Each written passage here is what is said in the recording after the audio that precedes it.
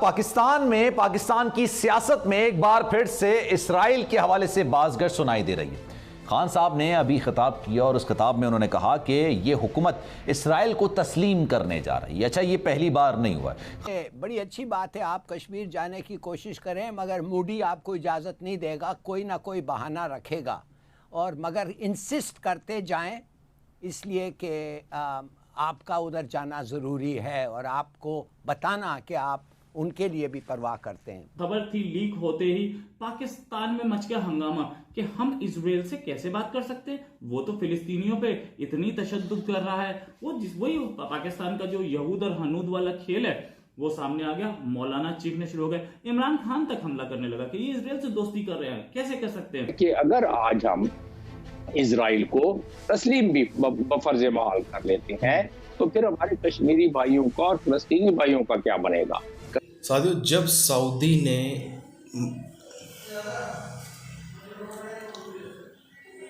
Saudi ने Israel के साथ में दोस्ती चालू करी, इजराइल को अपने देश में बुलाकर इजराइल के प्रेसिडेंट को, प्राइम मिनिस्टर को इतना भव्य स्वागत किया, तो उसके बाद पाकिस्तान में बहुत चीख पुकार मची थी। पाकिस्तान में बिल्कुल हल्ला मच गया था कि भाई ये सऊदी काफिर हो गया है, सऊदी जो है ये मजहब से हट गया है, सऊदी जो है ये तबाह हो गया, बर्बाद हो गया, ये दरिंदे हैं, ये वो।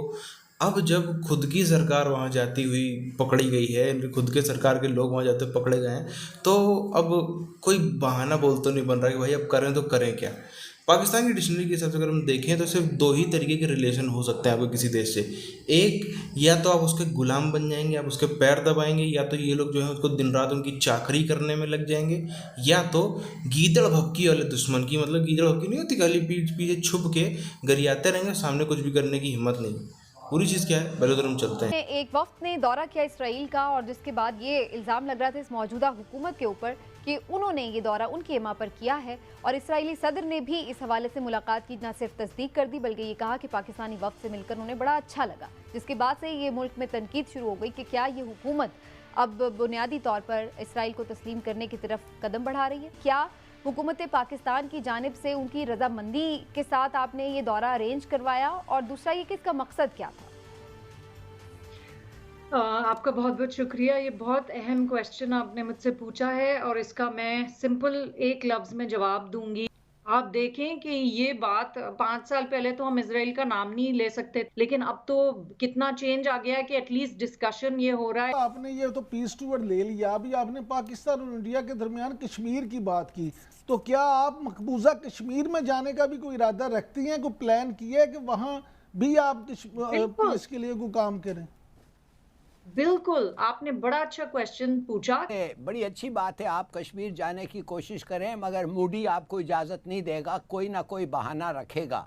और मगर इंसिस्ट करते जाएं, इसलिए कि आपका उधर जाना ज़रूरी है और आपको बताना कि आप उनके लिए भी परवाह करते हैं। खबर थी लीक होते ही पाकिस्तान में मच गया हंगामा कि हम इजराइल से कैसे बात कर सकते हैं, वो तो फिलिस्तीनियों पे इतनी तशद्दुद कर रहा है। वही पाकिस्तान का जो यहूद और हनूद वाला खेल है वो सामने आ गया। मौलाना चीखने शुरू हो गए, इमरान खान तक हमला करने लगा कि ये इजराइल से दोस्ती कर रहे हैं, कैसे कर सकते हैं।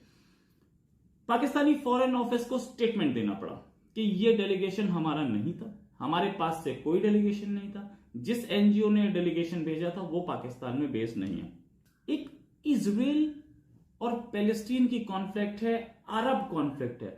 अरब कॉन्फ्लिक्ट अरब वर्ल्ड की है, अरब लैंड की है, उसमें पाकिस्तान क्यों बेगानी शादी में अब्दुल्ला दीवाना बनके घूम रहा है। वहां के अरब कंट्रीज में बहरीन इजराइल से दोस्ती रिलेशंस बना चुका है, अभी हाल में बने रिलेशंस बने, डिप्लोमेटिक रिलेशंस।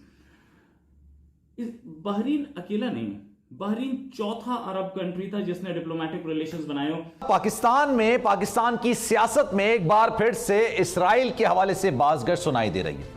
खान साहब ने अभी खिताब किया और उस खिताब में उन्होंने कहा कि ये हुकूमत इसराइल को तस्लीम करने जा रही है। अच्छा, ये पहली बार नहीं हुआ है। खान साहब के इस दावे से पहले, जब खान साहब वजीर आज़म हुआ करते थे, उस ज़माने में भी अपोजिशन ये बात कहती थी कि खान साहब इसराइल को तस्लीम कर लेंगे। आज खान साहब मौजूदा हुकूमत पर यह इल्ज़ाम लगा रहे हैं कि इसराइल की जानिब से कहा गया कि पाकिस्तानी निजात अमेरिकन ने उनसे मुलाकात की, और ये तारीख में पहली बार हुआ है कि किसी पाकिस्तानी ने उनसे मुलाकात की है, क्योंकि पाकिस्तानी पासपोर्ट पे तो आप इसराइल का दौरा नहीं कर सकते हैं। अगर आप किसी और मुल्क के नेशनल होंगे तो आप फिर वहां पर जा सकते हैं, भले आप ओरिजिन पाकिस्तान के क्यों ना हो। किस जुमरे में ये हो रहा है? जाहिर है कि टर्की ने 10 साल के बाद दोबारा अपने ताल्लुकात बढ़ा लिए।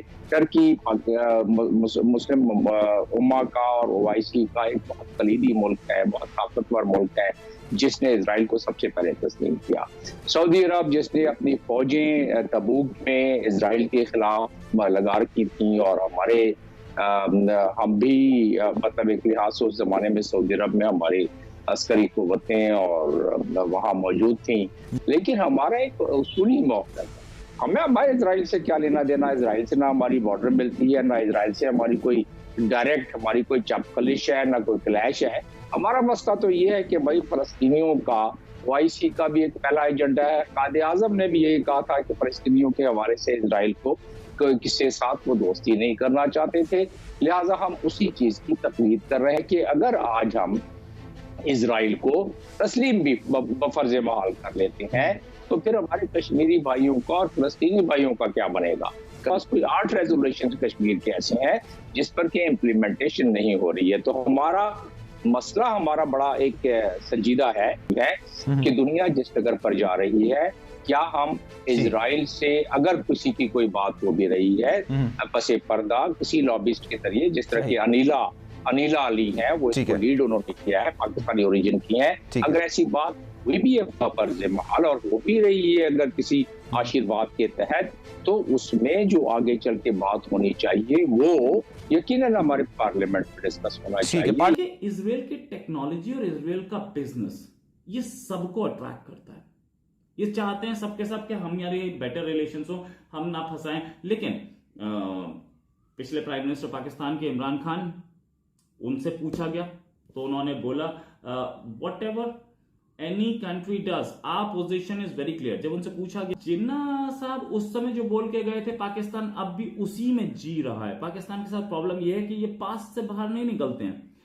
आज भी वो रियासत मदीना में जीना, आज भी मुगलों के दौर में जीना, आज भी गाजी और गजनी और एर्तुगरुल के दौर में जीना, ये मैं इमरान खान को मुबारकबाद देता हूँ, वो कम से कम जिन्ना के दौर तक तो पहुंचे, बाद में तो पाकिस्तान गाजी, एर्तुगरुल और गजनी और बाबर से बाहर नहीं आ पाया। साथियों, इजराइल ने इनको जो है वो बिल्कुल इन्हीं की भाषा में जवाब दे दिया। इनको उम्मीद थी कि भाई इजराइल व्यस्त देश है, इजराइल को तो हम बेवकूफ़ बना लेंगे, जैसे हमने पूरी दुनिया को बेवकूफ़ बनाया, हमने चाइना को बेवकूफ़ बनाया, अमेरिका को बेवकूफ़ बनाया, हिंदुस्तान को तो दशकों तक पाकिस्तान बनने के बाद से और हिंदुस्तान से बंटवारे के पहले इस कौम ने बहुत लूटा हिंदुस्तान को। तो अब आप देखो, इनको उम्मीद थी, लेकिन इजराइल ने जो है इनके साथ में वही खेल खेल दिया। इजराइल ने खुलेआम बात कर दी पब्लिक, अब ये जवाब देते भाग रहे हैं। ये बोल रहे हैं कि नहीं वो एनजीओ था, हमारा उससे कोई लेना देना नहीं है। भाई एनजीओ जा कर के अगर इजराइल का प्रेसिडेंट खुद आकर के ये बात कर रहा है, इजराइल का कोई छोटा मोटा असिस्टेंट या कोई छोटा मोटा नेता या कोई छोटा मोटा इस टाइप का डिप्लोमेट बात नहीं कर रहा है, ये इजराइल का प्रेसिडेंट अगर आकर के बोल रहा है, तो इजराइल के प्रेसिडेंट के पास में इतना समय नहीं है कि वो किसी छोटे मोटे 2 कौड़ी के एनजीओ के लिए इतनी बड़ी बड़ी बात करे आकर के।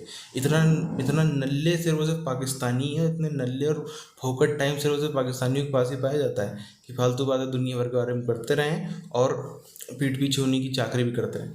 अगर साथियों इनको हिंदुस्तान से बाई चांस ऐसा कभी होने नहीं वाला, लेकिन अगर इसको हिंदुस्तान से भी फ़ोन पहुंच जाए कि ठीक है बात कभी बाहर नहीं जाएगी, आओ तुमको हम चुपचाप से पैसे दे रहे हैं, ये बंदे 1 सेकंड भी नहीं सोचेंगे मोदी जी के पैर दबाने में, मोदी जी के घुटनों में नागर गड़ने में। ये बंदे 1 मिनट को भी जो है वो विचार नहीं करेंगे, तुरंत भाग के चुपचाप अंडर कवर में को बुर्खा पहन के किसी भी तरीके से ये लोग आ सकते हैं हिंदुस्तान कि भाई पैसा मिल जाना चाहिए बस, और हमें कुछ नहीं चाहिए, बस पैसा मिल जाए। पैसे के लिए कुछ भी किसी भी हद तक उसमें कोई इनको वो नहीं है।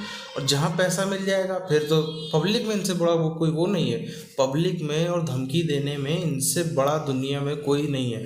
मतलब आप देखो अमेरिका, चाइना, बड़े बड़े देश हैं, वो भी इतने खुलेआम किसी भी देश को धमकी नहीं दे पाते हैं जितना ये